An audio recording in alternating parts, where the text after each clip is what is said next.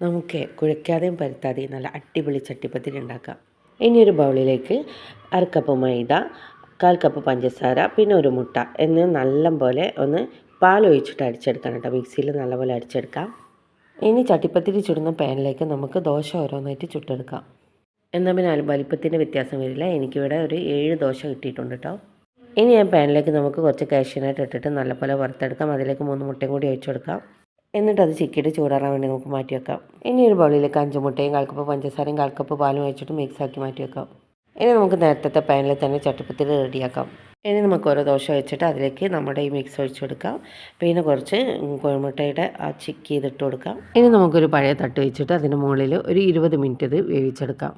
20 minute ആയപ്പോൾ തുറന്ന് നോക്കിയപ്പോൾ അത് നല്ലപോലെ വെന്തിട്ടുണ്ട്. പിന്നെ ഞാനത് തിരിച്ചിട്ട് കൊടുത്തിട്ടുണ്ട്. ഇനി അടിഭാഗം വെന്തിട്ടുണ്ട്. ഒന്നുകൂടെ നമുക്കിത് അങ്ങനെ തന്നെ ആ പാനിലേക്ക് തന്നെ വെച്ച് കൊടുത്തിട്ട് ഒരു 10 മിനിറ്റ് കൂടി വെക്കാം. അങ്ങനെ നമ്മുടെ അടിപൊളി